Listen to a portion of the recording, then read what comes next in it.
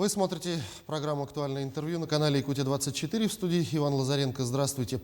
Гость нашей программы сегодня Евгений Лазарев, заместитель руководителя управления при главе республики по профилактике коррупционных и иных правонарушений. Евгений Михайлович, здравствуйте, приветствую вас. Здравствуйте. Давайте начнем нашу беседу с того, что вы расскажете о том, чем занимается ваше управление по профилактике коррупционных и иных правонарушений. Управление как государственный орган, созданный для реализации основных задач и функций по профилактике коррупционных и иных правонарушений, работает по трем основным направлениям. Первое – это антикоррупционное просвещение, далее профилактика, естественно, ну и, конечно же, пресечение коррупционных правонарушений. Основная цель нашей работы – это обеспечить соблюдение государственными, муниципальными служащими, гражданами норм антикоррупционного поведения. В этом заключается основная наша работа, цель. Кроме этого, образовано наше управление в 2016 году. В этом году, в марте месяце, у нас был юбилей. Поздравляю. Спасибо. Вы упомянули, что одним из направлений вашей деятельности является просвещение, антикоррупционное просвещение. Расскажите, какие мероприятия проводятся в этом плане?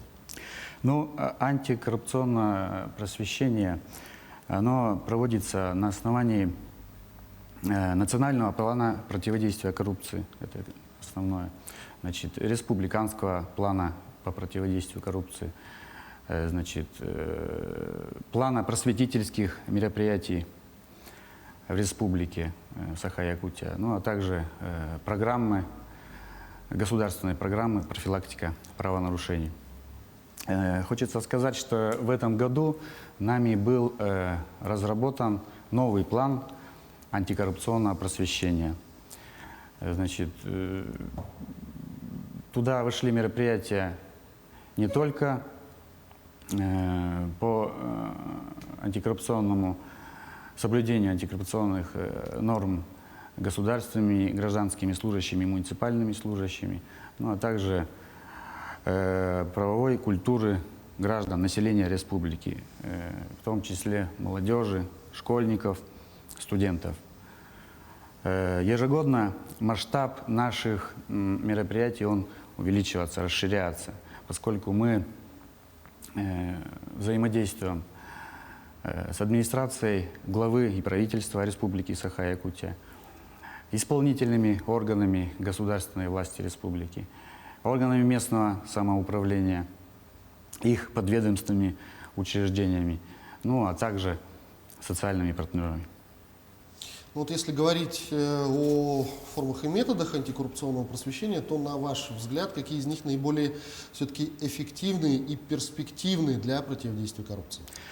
Здесь хочется сказать, что нельзя выделить какие-то наиболее перспективные, потому что для разных слоев населения, социальных групп, возрастных групп, профессий, необходимо применять различные методы доведения информации. Да? Но вместе с тем хотелось бы отметить на антикоррупционное образование и воспитание молодежи, поскольку молодежь – это наше будущее. Да? Здесь именно на это я хотел внимание обратить, направление нашей деятельности. Да? Опять же, доведение до молодежи путем проведения каких-то лекций – это неэффективное мероприятие. Да? Поэтому мы совместно с Министерством образования и науки республики работаем каким образом? Используем проведение игровых каких-то мероприятий, деловые игры, квест-игры, флешмобы и так далее. То есть, чтобы молодежь у нас была заинтересована, прежде всего, был какой-то интерес. Из опыта прошлых проведенных мероприятий, насколько Вообще эта тема интересна молодежи, насколько они вовлекаются Ну, эта в тема изучение. Да, эта тема интересна, молодежь. Даже могу привести небольшие примеры. Допустим, у нас более 300 детей участвовало в республиканском конкурсе рисунков, ну и так далее. Что очень здорово. Расскажите, пожалуйста, в любом случае вы общаетесь со своими коллегами, с какими-то управлениями, органами по противодействию коррупции в других регионах нашей страны. Как это взаимодействие проходит? Есть ли положительное что-то, чем вы делитесь, или что-то, наоборот, получаете взамен от ваших коллег? Ну, естественно, безусловно, мы взаимодействуем с нашими коллегами из других регионов. Да? За время существования нашего управления с нашими сотрудниками были осуществлены командировки в Москву, Московскую область, в Татарстан, значит, в Тульскую область по обмену опытом, участие в различных семинарах, научно-практических конференциях, ну и так далее. То есть, естественно, у нас идет полное взаимодействие, в том числе и с управлением президента Российской Федерации по вопросам противодействия коррупции. Еще хочется, извините, хочется сказать, что нами в прошлом году были проведены практические семинары, да, с участием как раз вот такие управления президента Российской Федерации по вопросам противодействия коррупции, Министерства труда и социальной защиты населения Российской Федерации, да, представителями Министерства по профилактике, контролю и профилактике коррупционных правонарушений Тульской области. Значит, данное мероприятие мы проводили в режиме онлайн, но тем не менее, значит, оно прошло эффективно, достаточно объемно, ну и так далее. В этом году хотелось бы отметить, что нами по поручению нашего главы Арсения Сергеевича Николаева мы в июне месяце планируем провести межрегиональную научно-практическую конференцию. Там будут задействованы, опять же, представители федеральных органов, значит, будут задействованы ученые, ведущие ученые по вопросам противодействия коррупции, ведущие ученые России, да, из Москвы, Татарстана. Вот. Данное мероприятие позволят нам обсудить проблематику, да, выработать какие-то меры, пути решения, ну и, естественно, эффективность, которые скажутся на эффективности нашей дальнейшей работы. Эти мероприятия мы будем и далее продолжать. Это серьезное мероприятие для нас в этом году, потому мы сейчас активно к нему готовимся. Вот, кстати говоря, об эффективности, хочется вспомнить прошлый год, когда из-за пандемии, вытекших в этой связи очень серьезных ограничений в хозяйственной деятельности, в социально-экономической, некоторые ограничения до сих пор действуют. Не помешало ли это в прошлом году вести, собственно, активную деятельность, мероприятия антикоррупционного характера? Как это сказалось на вашей работе? Вы знаете, не помешало, Иван. Хочу сказать, что вот вообще на этот вопрос хочу ответить так, что не только пандемия, а и вообще новые веяния, да, пришлось идти в ногу со временем, да, показали нам, что необходимо использовать новые, не общепринятые меры антикоррупционного просвещения, методы, а новые формы и методы, в том числе с применением современных информационных технологий. И надо сказать, что в прошлом году мы без всяких проблем перешли на онлайн-формат проведения наших мероприятий.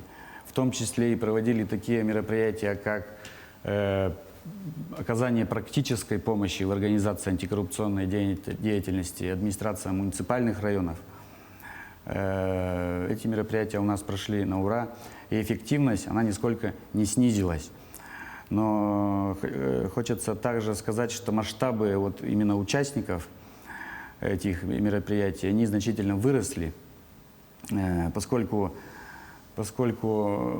онлайн-формат, он же ведь не привязывает к местности, к времени и так далее. Я даже могу привести кое-какие примеры. Как я уже выше сказал, вот в республиканском конкурсе рисунков среди молодежи приняло более 300 участников. Значит, тестирование на знание антикоррупционного законодательства, норм антикоррупционного законодательства среди государственных, гражданских, муниципальных служащих,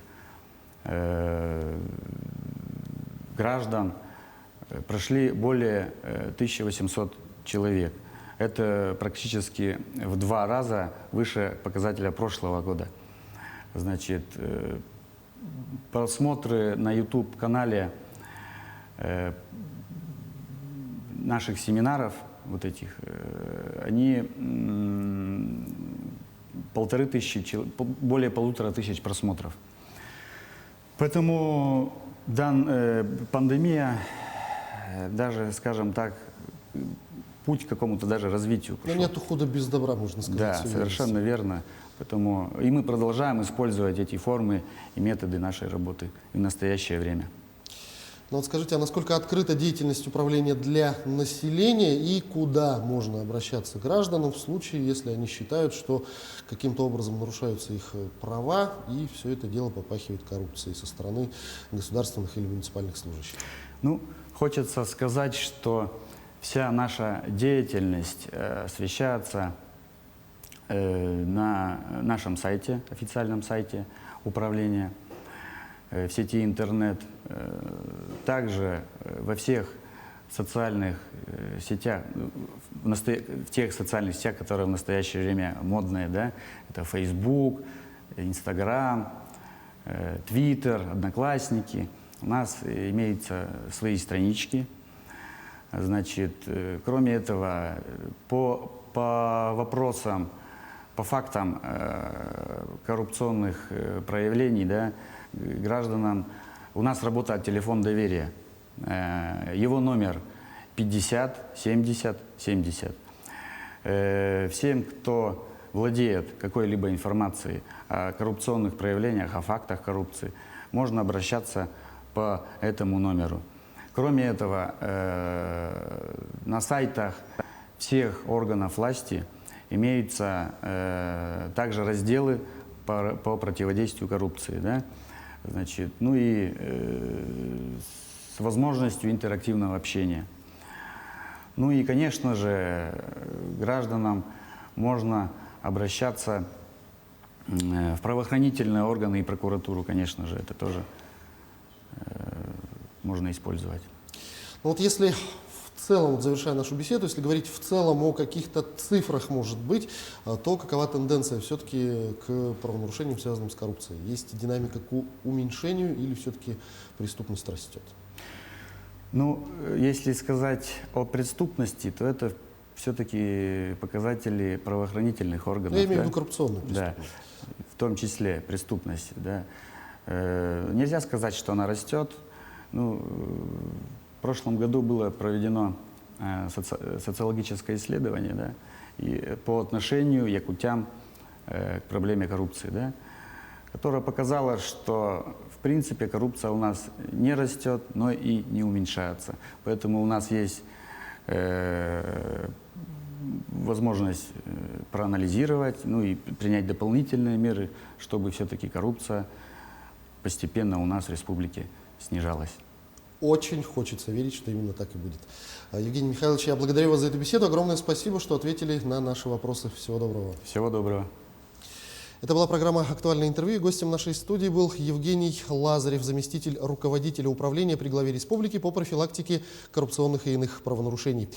Уважаемые зрители, берегите себя, обязательно носите маски и соблюдайте дистанцию в общественных местах. До встречи в эфире.